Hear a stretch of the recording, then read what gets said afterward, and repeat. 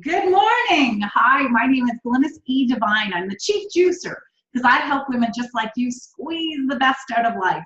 And I'm thrilled to be able to showcase one of Canada's top women leaders and a thought leader in leadership for women, especially. Today, my guest is Tammy Sweeney. She's the CEO of WILB Conference. If you're not familiar with the acronym, it's Women in Leadership and Business Conference. And she's really excited because they are growing like gangbusters. In addition to that role, Tammy is the VP of To Learn, and she'll be sharing a lot of insights, experiences, and perspectives on what she's gone through, because she's had some very exciting experiences that she's gone through. So welcome today, Tammy. Thank you. I'm glad to be here. I'm thrilled to have you here. For our listeners who are joining for the first time, She Suite is a brand new Canadian initiative. I founded it because I hoped that we would start to see reflections of the changes in top leadership roles for women in Canada and the difference it's making in business today. My mission is to interview 150 of Canada's top leading women, and the goal of the interviews is to come up with a checklist of sorts of tips and tools and strategies that will impact three different areas. The first one is to arm high potentials in organizations, future senior leaders, with a healthy mindset for leadership, communication strategies when they have difficult situations to navigate, and healthy habits that are going to help them empower their ability to raise their confidence, raise their performance, and raise their productivity. So really about helping high potentials move to the next level. The second area that the tips and tools and strategies will help is the mandate that most senior leaders are expected to carry out, and that is increase performance, improve retention, hold on to our top talent, and increase revenue. Ideally, those three are what every senior leader is expected to carry out. So if we can come up with a couple of tools and strategies to help senior leadership women do that, then that's awesome. And the third goal of this is that we provide tools, tips, and strategies for corporations to be able to build a corporate culture where healthy leaders thrive and that is sustainable in terms of development plan. So that's what the goal of all of this is. Let's start with the first piece of this. And before we do, I wanted to share that the reason that we put this together at the get-go, the reason I founded this initiative was the fact that I attended a leadership forum last May in Toronto. And my job was to chair it. I was emceeing for the day, and part of what I was doing was tweeting out sound bites throughout the day from the various speakers that we had, and they were top women in their fields. And we had a woman from Catalyst who was sharing different statistics, and one of the statistics that Vandana shared was the fact that in all of the C-suite positions, and for anybody not familiar with that term, C-suite is anybody that is a CEO, a CFO, a Chief Financial Officer, COO, CTO. I'm trying to think of all the different renditions. CMO, anyone in that position, or anyone at a top executive director leadership position. Of all the positions in Canada, only 5.6% of them were held by women. And at first I thought I got that wrong. And I thought, okay, before I tweet that, I'll confirm the number because it's got to be wrong. And no, in fact, it's right. Only 5.6 of those positions are held by women. And I thought there was something wrong with that. We have so much talent in Canada. We have so much talent in business that just doesn't seem right. So if I can be a part of the catalyst, so to speak, to be able to change that scenario, that landscape, then that's what we're looking for. So let's start with where it all starts, the mindset of the future leader. Tammy, if we look at that first piece of the pie, we have a lot of participants today that are brand new in leadership or aspiring leaders. What would you tell a new, young, aspiring leader to do to prepare specifically as a woman to move into a more senior role? So I think a big piece of it, and the quote that's on the first slide, far and away, was really important for me moving through the ranks in a leadership role. And that's the belief in yourself. We tend to be harder on ourselves than other people are on us. And so there's a lot of self-doubt. There's a lot of that imposter syndrome. There's a lot of fear. And we have to be willing to get muddy, to get dirty, to go in places that are uncomfortable, and to know that we may fail, and that's okay. We just need to find another way through it. So developing that resiliency and that belief in yourself to go forward is really key. The other piece of that is how important vision is, because it is not easy. It never will be easy to make change and to go forward into a position that you've never been in before. And so having that really crystal clear vision of what's your purpose, what's your why, and how does that help you to get up in the morning and face some of those negative things that come your way. We had a keynote speaker at our last Women in Leadership conference in Niagara, and it was Michelle Romanow from the Dragon's Den. And she said something that was so powerful, and as successful as she is, 90% of her day and her world is spent in failure. 90%. And she's successful. That's encouraging. It really is.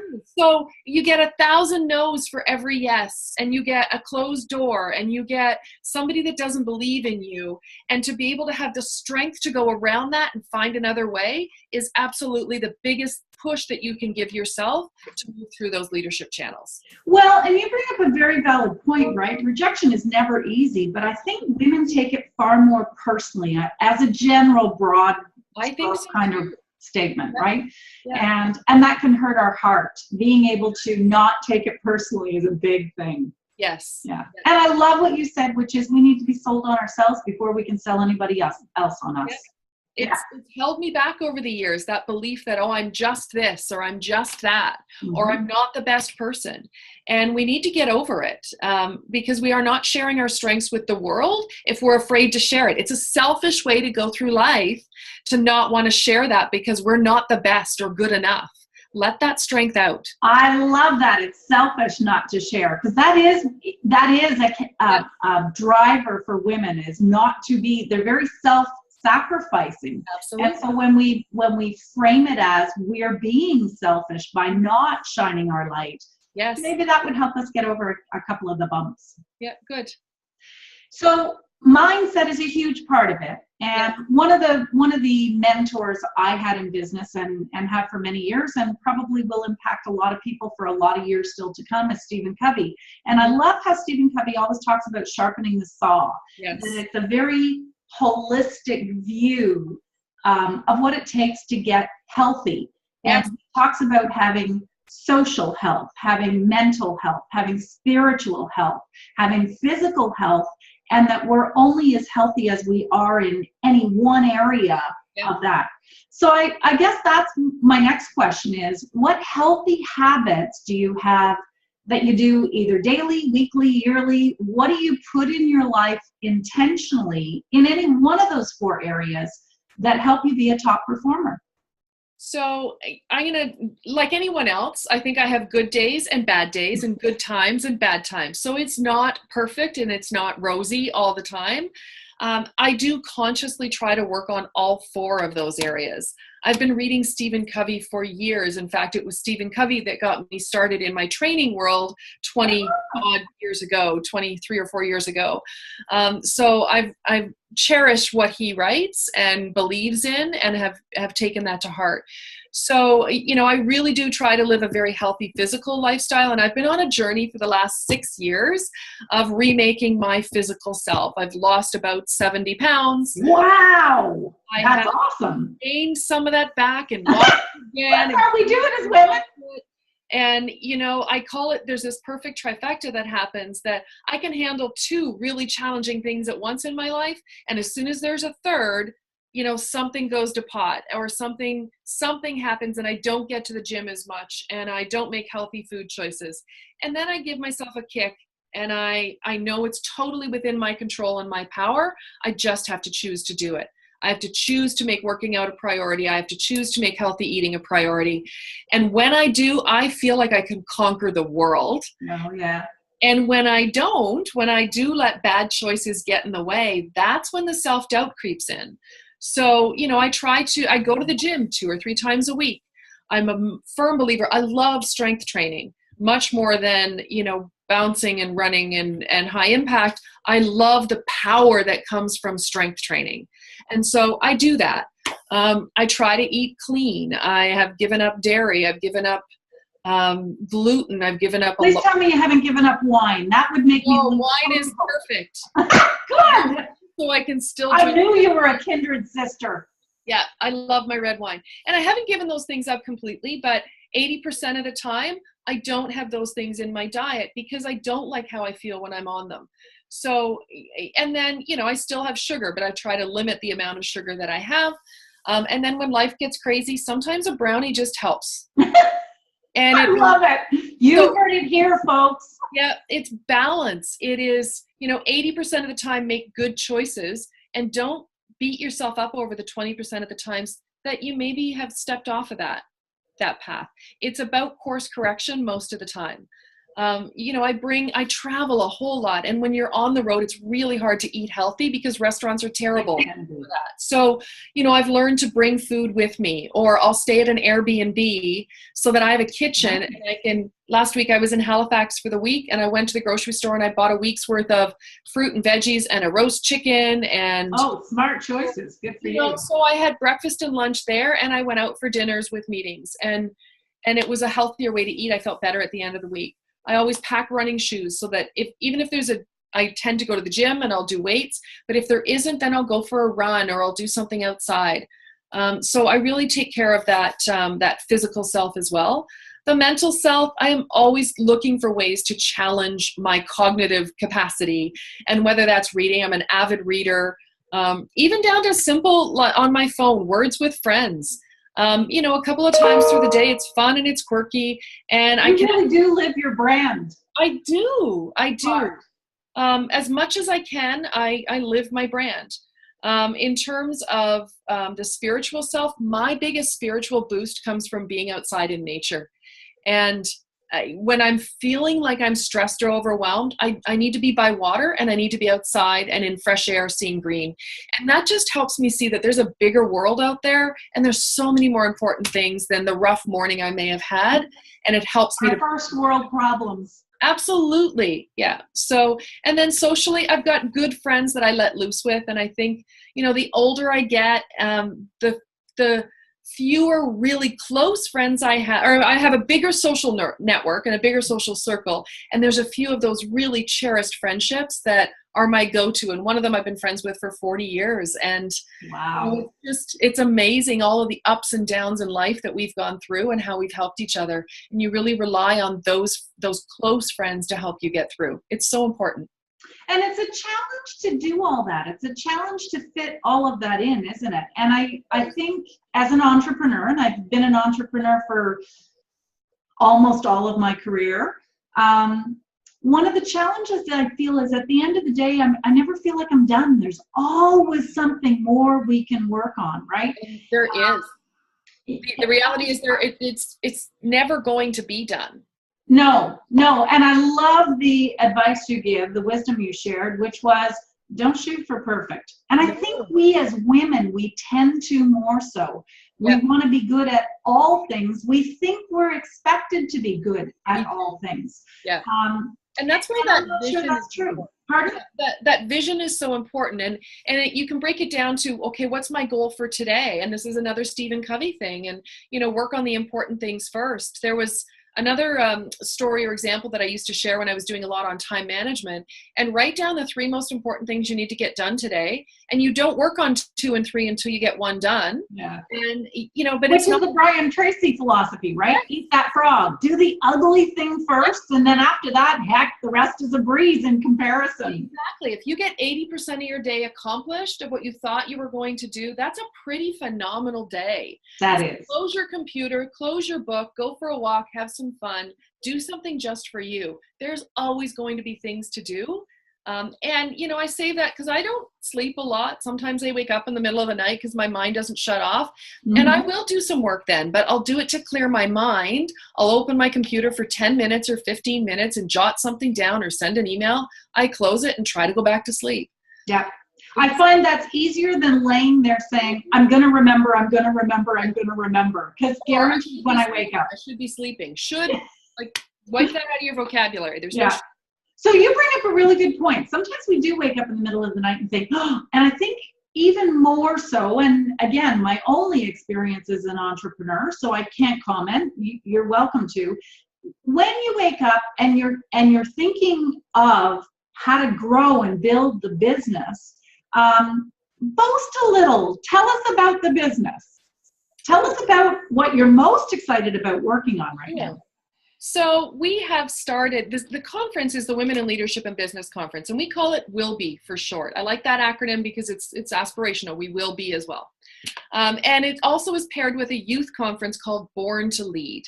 Now, the Women's Conference is geared to women in leadership and business, entrepreneurs as well as large businesses or small to medium-sized businesses. It's designed for women helping to get to their next level. And it's designed for women who know that they're pretty good leaders and think that they can have a better impact on the world if they connect with other great leaders. So we bring those good leaders and great leaders together to connect and grow together. The Born to Lead, we bring 250 young. I love this. In the room. And we lose money on every young person that comes there. It's our give back. And we fund that through all the proceeds from the Women in Leadership and Business Conference. And of course, through generous sponsors, because we have some tremendous sponsors. And we pair them up so the youth get to interact with the women on networking breaks, during the keynote, during lunch, and then they have their own programming as well. And people have said it changes their lives. It opens their eyes to what's possible, and it introduces them to some fabulous mentors. And it's really about the experiences that we create. So there are a number of wonderful conferences out there, and they all offer something. Ours is unique in that it brings the youth and the women together in one room. And also so it's got that whole element of mentoring, because 16 to 26-year-olds is who attends the Born to Lead, and then any woman in leadership or entrepreneurialism, which is leadership, attends the WILB. Absolutely. And sometimes we'll flex people. So we've got some students at the older end of the spectrum, 25, 26, that maybe are part of a management stream at a corporation, and they feel a little bit old in the room next to a 16-year-old in grade 12 or grade 11. Mm-hmm. And so I may take them out. I actually did this in our Niagara conference. I pulled 3 of the women out and said, you know what? You've spent the morning with the youth. And that's where they needed to be, because we did some really great work on career pathing and how do you find your career and strengths. Nice. And then in the afternoon, I thought they would be better served by the women's conference. So I pulled them out and I said, why don't you join us here? They were thrilled. And so it's all about making the experience for them that will help them to connect and grow and get to their next level. Well, and the truth is, Tammy, we didn't have things like that when we were aspiring leaders, right? And my favorite thought about this is that I really wish we didn't need a Women in Leadership and Business Conference. I don't want to be running it. Don't get me wrong. I love it, but I wish it was just a leadership conference. Sadly, we still need it because there are gender differences and women need that boost. There are. I'm glad they have you. I have a quick question because we have varied listeners on the call. In terms of sponsorship, what would be an ideal fit? What types of corporations are an ideal fit for a sponsor of this? If somebody feels so moved that they want to give back and contribute in the way that you do, how can they partner with you? Sure. So there are a couple of different types of businesses that work really well. First of all, partnering with universities and colleges and anything geared to youth and education. It's a great opportunity for you to interact and engage with the youth that you want to then attract to your organization. So we often get university sponsors and they're wonderful to work with. Plus they give us more of that thought leadership as well in some of the areas that we're looking for. Right. But other than that, other companies that are passionate about developing youth leaders and giving back in the area of youth development. We've done a lot of work with, and I don't want to name a lot of names, but Canadian Tire, because they do a lot for youth. They are a really wonderful sponsor. That's one of their mandates, right? It is. And Meridian Credit Union. So the other type of organization that really works well with us is an organization that's passionate about developing the community. We do believe that by developing leaders, it's not just about making you as a leader better. We are making our organization stronger, our communities stronger, and our team and our families stronger. And so organizations that are really passionate about community building, we are community builders. And when we go into a new community, it's about attracting and retaining the best talent to that community by connecting them to other great leaders and keeping it there. So in Atlanta, the network's a huge part of it, right? Having an infrastructure is incredible for someone's success. So if there are organizations out there that are wondering, how do we build this community and make it better? We've chosen to do that through leadership, and specifically women in leadership. And so we'd love to connect with other organizations that want interesting and creative and fun ways to build their community. Well, and now you offer more than just one conference, because you've branched out from the flagship conference. Do you want to talk a little bit about that? Yeah, so we started in Niagara. The conference started in Niagara 7 years ago.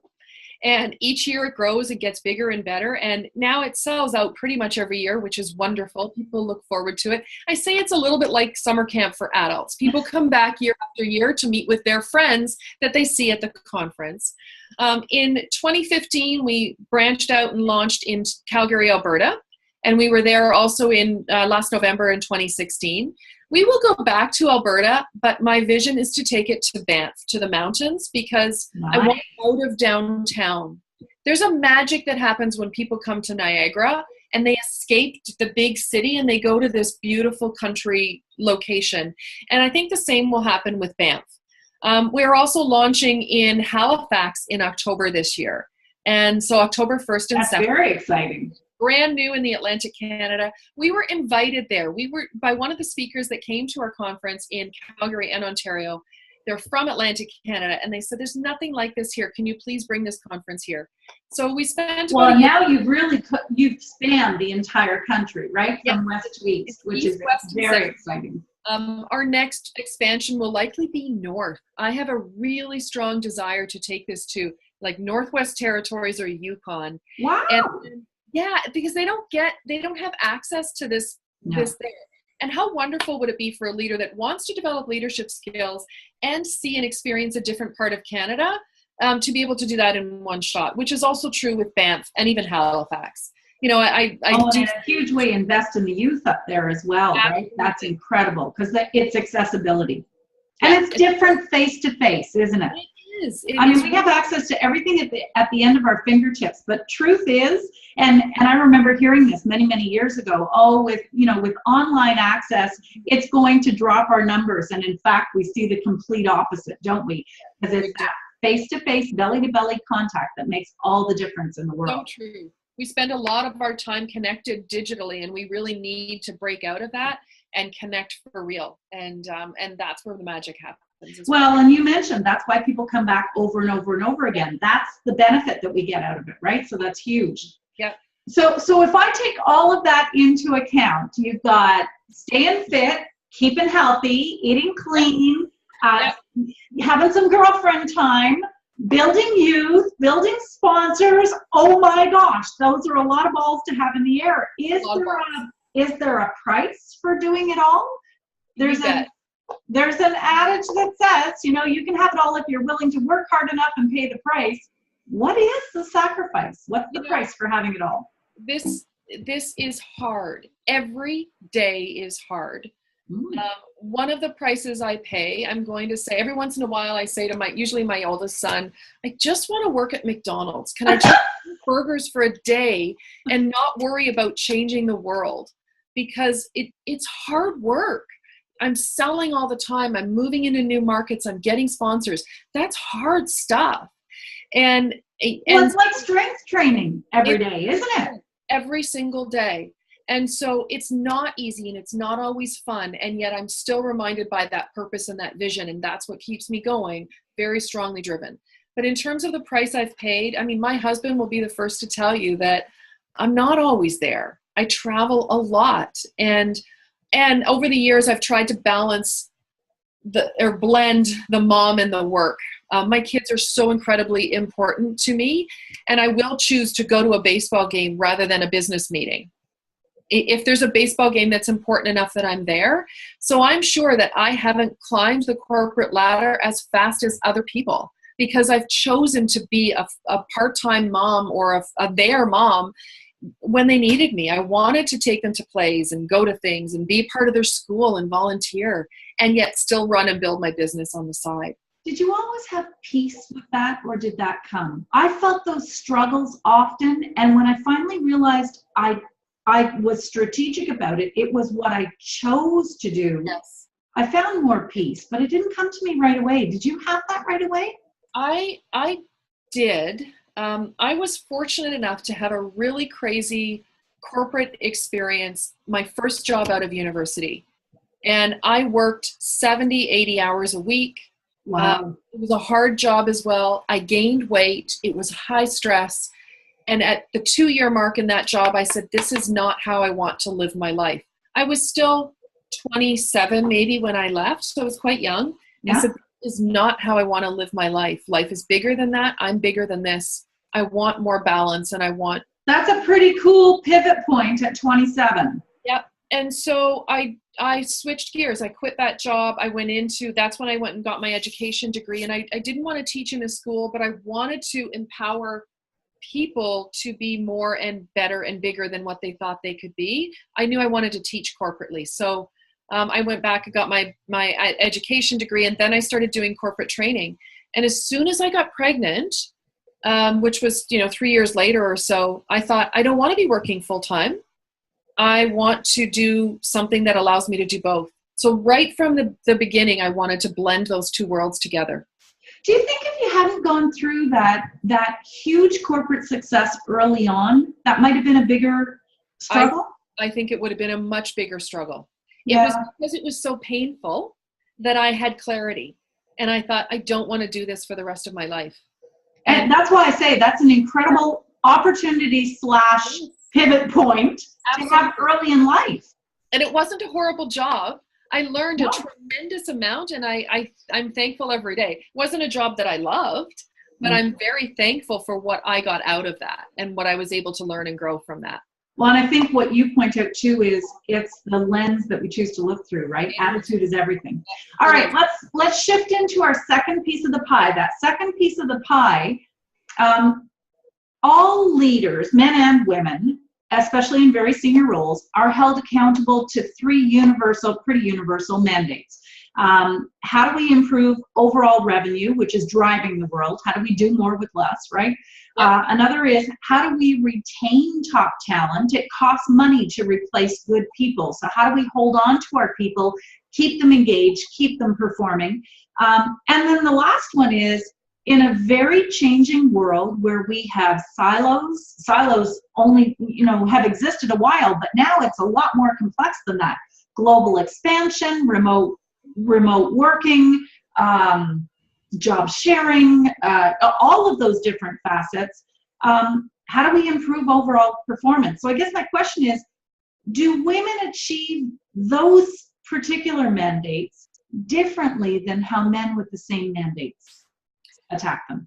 I think in many ways they do. I think there are some similarities for sure. I think in general, leaders want high performance from their teams. They want the same things. How they go about getting them is sometimes a little bit different. And I do think that women are willing to share and women who are willing to share and rely on their intuition and the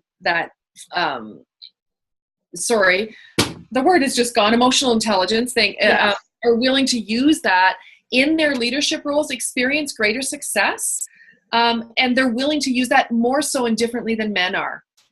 They're more in tune with people around them. They're more in tune with emotions. They're more in tune with the impact of their behavior. And if they learn to lead by using that emotional intelligence, they will get farther, I think, than if they don't. Where women fall down is when they think they have to lead like a man. Yes, hear, hear. Yeah. Don't lead like a woman. Lead using the strengths that you have. They are different and they're valuable. Well, and I think for so many years they were, think of what we call them, right? We call them soft skills. Yes. They're powerful skills. They're extremely powerful. How do you connect? How can you negotiate? How can you communicate? How do you help somebody see something from a different perspective? How do you be resilient? Those are all things that will help you drive revenues, drive retention, and attract the best people to your organization.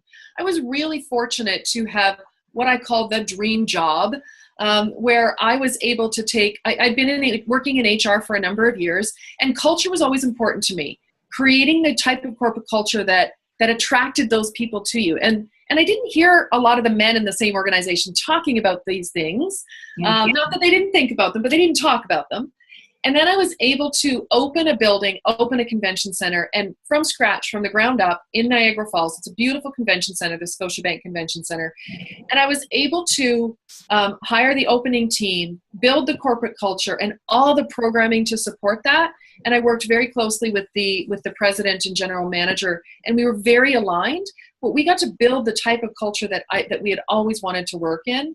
And it was a phenomenal place and experience to work in. So I have a question, because you mentioned intuition as being something that, so I have two questions actually. One is, in terms of those soft skills, those emotional intelligence pieces, the ability to negotiate, the ability to communicate, tapping into your intuition, do women have more permission than before to start using those? Because typically women are leading like a man, right? Yeah, I think we do have more permission. And I think we do have more permission, and I think we have to own it. I think there's a greater school of thought that says rely on your intuition. There's something telling you to go in a direction, validate it, back it up, but go with your intuition and lead there, because there's something there for that. So I think there is more permission for that. And I love that, because as a young leader, I was always looking to logically defend my decisions. And you know what? It took me till I was in my mid-40s before I realized my gut's good. Yeah, and I wish I'd tapped into that earlier. And sometimes you just have to say, I don't have an explanation for this. This is the way that I think I need to go. And you continue to look to try to validate it, but sometimes you don't have the logical answer. It's just the right thing to do, and you feel it so intensely that you go in that direction. And so, do you think that's an answer that's more accepted lately? Can't tell you why, just need to tell you that this is how we go? You know what? I think it depends on how it's said and who your network is.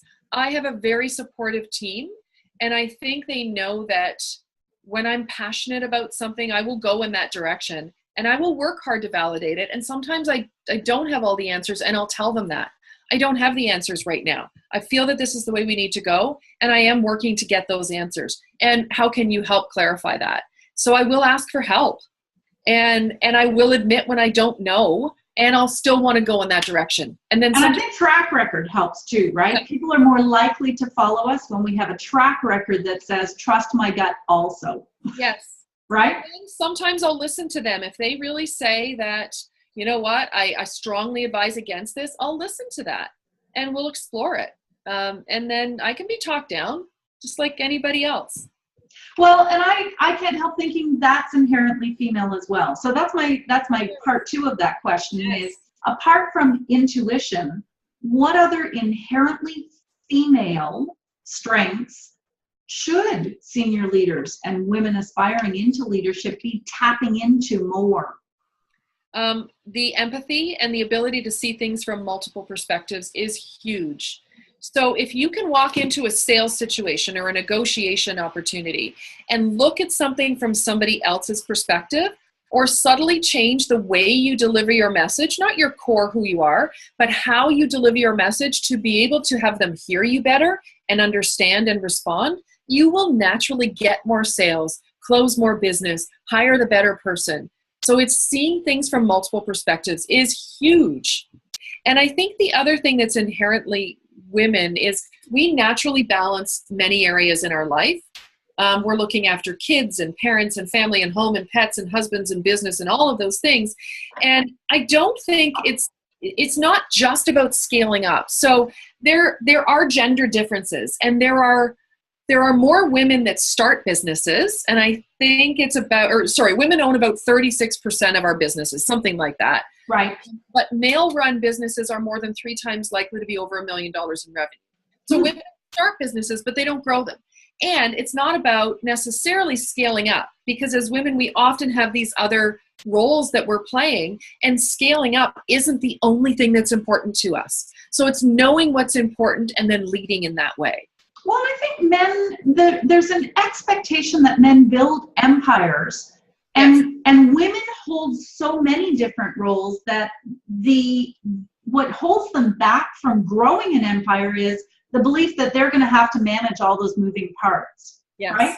Yes. And that is a challenge. It is a challenge. We don't run an empire. No, and for years I remained a, single shingle entrepreneur.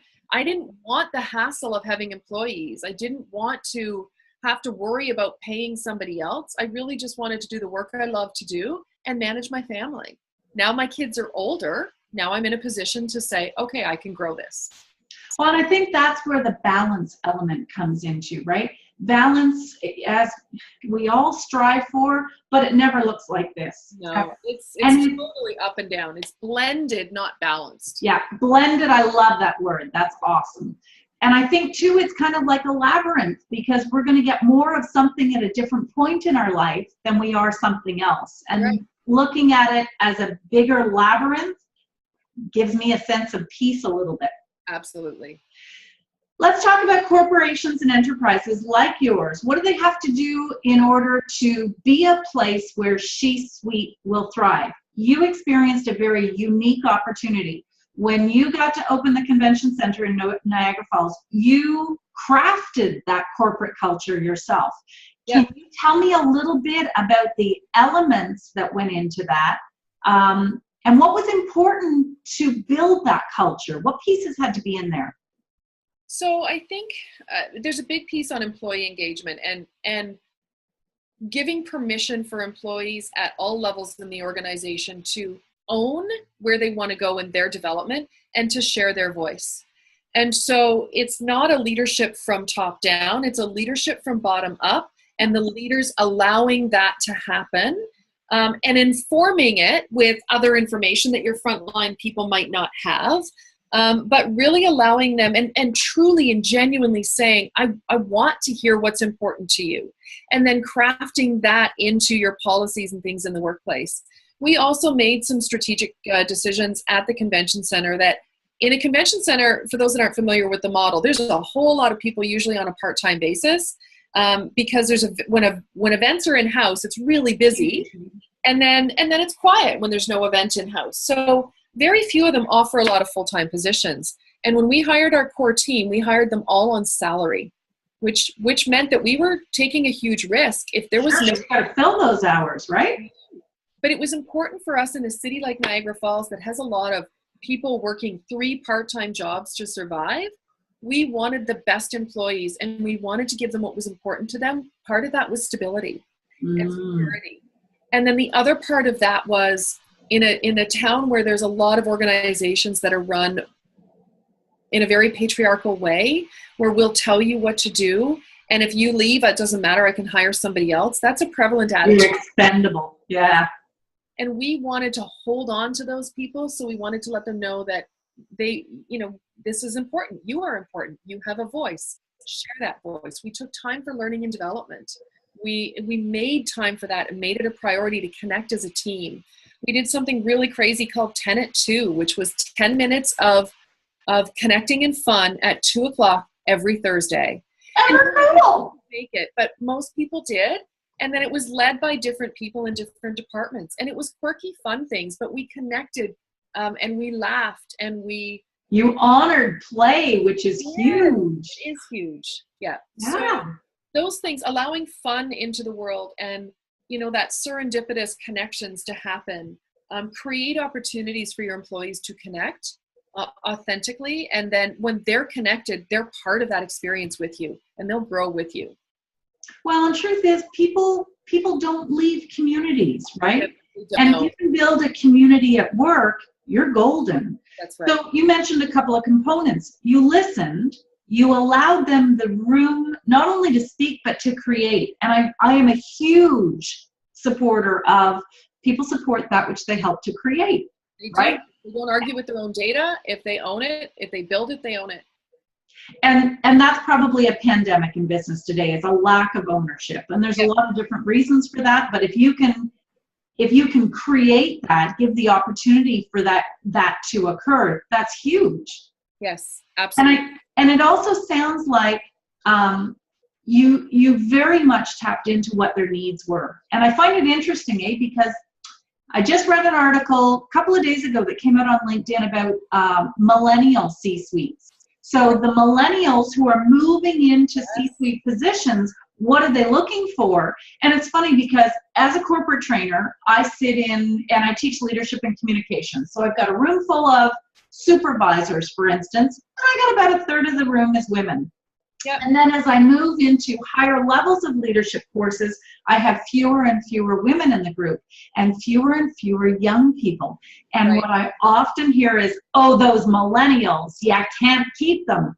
Well, interesting enough, because the data proves differently. Millennials are looking for a sustainable development plan that includes staying where they are. And they're looking for communities. Yeah, they are both. Absolutely. And they want to be connected. And our millennials, I feel so sad when I hear people talk down about millennials and lazy this or whatever. They are so in tune with purpose and passion and connection. They have a different way of expressing a work ethic, absolutely, as will the next generation. But they think faster, they move faster, they do different. Oh no, they're brilliant. And they're creative and brilliant, and generally they lead with passion and purpose, and that helps them make their decisions. They'll take a lower paying job because it means more to them than a higher paying job. And so work-life balance is huge. And the people judging often are from my generation, which is baby boomers, where the work ethic meant work a lot. Yeah. And it was honorable to do that, right? And there wasn't a lot of play. Yeah, so it's a very different landscape, isn't it? Yeah, it is. And it's going to change a lot coming up. And I think that's the other thing, is being willing to accept the change and roll with it. And, and so that's one of the other things that actually allows you to keep and hold on to those good employees and build the culture, is that fluidity. Recognizing it's dynamic and moves constantly. And don't get upset about it. I know. Just go with it. Don't fight it. Yeah. So I have a question, because one of the other statistics that I heard bothered me a lot. There was a study done that asked, were there enough women in C-suite, and was there room for women? And it was the answers that really bothered me. 92% of female participants in the study said, no, there's tons of room. We need women in C-suite positions. 28% of male participants said, no, we're fine. Right. And I guess I want to try to understand, and maybe you can give me a different perspective. Why wouldn't men want women in C-suite positions? And I don't know that they don't want them in. I think some of it's the phrasing of the question. Do they think there's a need for more of them is different than they don't want them in position. Fair enough. I think, I'm not sure people, and I'm going to say of our age, so the 40-somethings, the 50-somethings. Oh, bless you. I don't think that they realize that there is a problem or a challenge. I don't think they know that there's a lack of diversity. I think because it's a mindset and how they were raised that, there's men at the helm of these large organizations. It just seems natural. So it's an unconscious thing, I think, more than a conscious thing.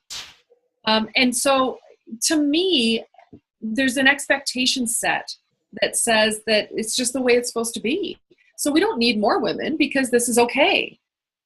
Well, and I wonder too, you mentioned that fluidity, that movement, that being willing to roll with the punches. Is that something women are better at or more tuned into the need of? Is the gender difference more that men expect it to stay the same, do you think? I haven't experienced that, and maybe I've just been really lucky, and I can see where people would jump to that conclusion. Right. I think there are some women that are also stuck in their ways as well and less fluid and holding on to ideals that, maybe have meant something in the past, but they don't anymore. So I think in general, as leaders, whether we're women or male or female or other, need to really work at being that building that fluidity and that adaptiveness. It's so key. Well, and truth is, we're the sum total of a lot of things, gender being just a piece of it, right? It's generational, it's experiences, it's how you were raised socioeconomically. There's so many pieces to that puzzle that makes up a human being that may well be. And truth is that the one universal is human beings are, they will take the road of least resistance naturally. They will. And it's only the unique few who are forgers who forge ahead and blaze new trails and actually get a kick out of it. Yes. So maybe that's more a piece of it is it's always been done that way. I think so. And I don't think it's conscious or intentional or negative. I think it's just, I think it's a lack of awareness and a lack that there could be a different world out there. Okay. So I have another gender question because I'm often curious. We traditionally talk about C-suite as the corner office, the parking spot, all of the coups that go with that. And I'm curious, do women at that level of achievement want things that are different? Is the driver to be a senior leader different for a woman than a man? I think there are some differences, and then I think there are a lot of similarities. I think people that rise, it depends on their purpose for rising. So for me, my motivation and my drive has nothing to do with status or money. Zero. Almost to a fault. Really to a fault. But yet I still want to rise. Mine is all about impact and purpose and leaving this world a better place today because I had something to do with that. Like there's a legacy piece that's so, so important to me. And a man may rise, or somebody else, let's say not man or woman, somebody else Right. may rise, and financial and success and money is one of the drivers for them. And so I don't know that it's a gender thing. I think, as you said, gender is one small piece of it, and there are so many other factors like values and culture and family influence. And even just our strengths and our interests. And I think generally men and women want the same thing. They all want to be treated with respect. Most people want to leave an impact. Nobody goes to work at the beginning of the day and says, today I'm going to do a terrible job because it's easier. I don't think people do that. We're inherently... We're hardwired to want to tap into that, to leave a difference, that legacy piece, as you say, to think that the world is a better place because we're in it. And some people will follow that drive, and others will have it manifest itself in different ways that are more financial or success or external factors. So I think it's more than gender. I think it's a bigger issue than gender. Okay, fair enough. Thank you. I appreciate that. This is the time of the show that we open up the lines to participants. So I'm going to check the chat box. If you have any questions, please pop them in there. One of the questions I'm going to throw into the mix, Tammy, was something I got asked. I attended a human library at my daughter's school. First time I've ever done this. I thought it was very cool. The books were us. Each of the parents came in representing a different profession. So I was there as a corporate trainer and retreat leader. And we had somebody from Cirque du Soleil. We had a nurse. We had a female Sécurité de Québec, so the equivalent of OPP officer. We had a broad spectrum of professions. And the students came in. We had about close to 200 students over the course of the day who came in, and they'd sit in groups of 5, and they would come up. They had the parents lined up like books along the shelves, and they would take us off and bring us back to their table and interview us. And so I saw an opportunity when I had a table full of girls. I shared with them what I'm working on, the She-Suite movement. And I said, I'm curious, if you had the opportunity to ask somebody at the top of your game a question, what would you ask? And I've heard a lot of the similar ones. Who was your role model? Did you do something different than your parents? How do you handle the haters? I thought that was kind of cool. But one that stumped me is this girl in secondary 3, so grade 9, looked at me and she said, why is it easier for boys? Oh. And I didn't have an answer for her. And I promised I would bring it to my C-suites. Why does it feel like it's easier?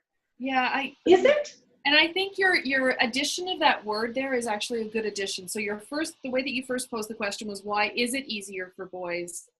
And then the second rendition was, why does it feel like it's easier for boys? I don't know that it is. I think they have their own pressures and the ways that they've been socialized. And I think that there's a different challenge there. I'm shocked sometimes to hear the statistics about boys that have eating disorders. Oh, isn't that heartbreaking? I used to think it was just a female gender issue, and it's not. And I think we're selling humanity short by thinking some of these issues are just women's issues or just male issues. I think everybody has it tough, but it appears to be tougher for women because there are fewer women in some of those senior positions. And so there's or in certain industries, right? Yes. And particular, a lot of industries, like, in tech industries and trades, it's tough for women to make to stand out there. So, but we have to rely on our own strength, and we have to be willing to go in places that we haven't been before. And that's our issue. Mm-hmm. Oh, absolutely. We're not doing our gender any good by not looking at that. I think the one thing that has helped an awful lot in the last couple of years is our clear-cut way of identifying gender has changed totally. It's become a lot closer and a very different model that includes a lot of different things. Absolutely. And because of that, it changes the gender's experience as well too, right? Things don't become just girls to deal with or just boys, because we're not dealing with just girls and just boys anymore. We're recognizing we're dealing with people. Absolutely. And in the past year, actually this year was the first year we invited males to attend the Born to Lead conference as part of our conference. Nice. It used to be just a young women's conference. Gender isn't an issue with our youth. It's not. It's a non-issue. And that is such a blessing. It is a blessing. I think it's part of a healing world, personally. It is. Now, there's other ways we have to heal our world. But I think with gender, it's happening. There's less of a difference because, as you said, the lines are not so clear. It's not just male and female. There's 36 other or however many other categories that there are, and they're accepted because it's about who we are and what we do and what value we bring to the world, not what gender we are. Well, and I think as a gender, as our specific gender, it's going to help us a whole lot more because we will find more area where we do fit in. Yes. Where we don't. And that's good news. It is. Right? Really. Yes. Thank you so much for being willing to share all of your expertise with us. I really, really appreciate it. I like to give people a wow, and I know you come from a corporate training background as well. And when I've invested 8 hours in people, I know that they are going to leave me and go into re-entry. Either they hit an inbox that is clamoring for them, or they walk in the front door and somebody wants a piece of them. And I know that all of the good intentions that they walked out of my room with go. So one of the things I do is I encourage them to create a WOW. And it's an acronym that I came up with that stands for within 1 week. So if they can do something immediately within 1 week, they're going to get impact, even if they only ever did one thing. And you and I have attended tons of professional development. If we had applied one thing out of everything that we went to, holy smokes, right? Yep. So I'm going to ask you, for the listeners who are tuning in today, who are junior leaders, maybe brand new supervisors, and they're only aspiring to move into leadership, what's one thing they can do right away to help move them a little bit further along? I'm going to say, take some time and shut everything electronic off. And focus on your vision. What is your why? What is your purpose? What is the most important driver for you? And see where that guides you and leads you. And if you can do it in kind of a mind map. So, I mean, I love whiteboards and things like that, where if I put my why and my purpose in the middle, and then all of the things that why will help me with in terms of accomplishing and where I want it to go, let that guide you. So, and we're so busy day to day that we don't take the time to focus and reflect on our purpose and our why and our vision. Pause. Yeah. So pause, spend some time, 15, 20 minutes. That's all it has to take. And just focus on what is your purpose, your vision, and your why. and then see where that leads you. Any different advice for top leaders? Ooh, for top leaders, I'm going to say for a top leader, go to somebody on the front line. Nice. And ask them a question about what drives them and what's important to them, and make it a practice, not a habit, but make it a practice to do that once a week, to get out of your office, to put the phone down and to stop talking to clients and working on the next business deal, and connect in a true, authentic way with the people that are supporting you every single day to make your dream come true. How empowering too, right? Huge. Finally, what's the first step a company needs to do to create what you created in terms of the ideal corporate culture? One thing. I would get everybody in the room. Depending if it's a 4,500 person organization. But that's a little bit challenging. But if you have the luxury of getting everybody, or at least multiple levels in one room, and really throwing it out there, what do we want to be when we grow up? Where do we want to go? And get their input on the vision and the dream that they want to take. And then you work through, okay, if that's where we want to go, where are we now and what's getting in the way of us getting there? And you're hearing their voice. And then you're putting their actions and their words around the organization as you move through that plan that they help to create.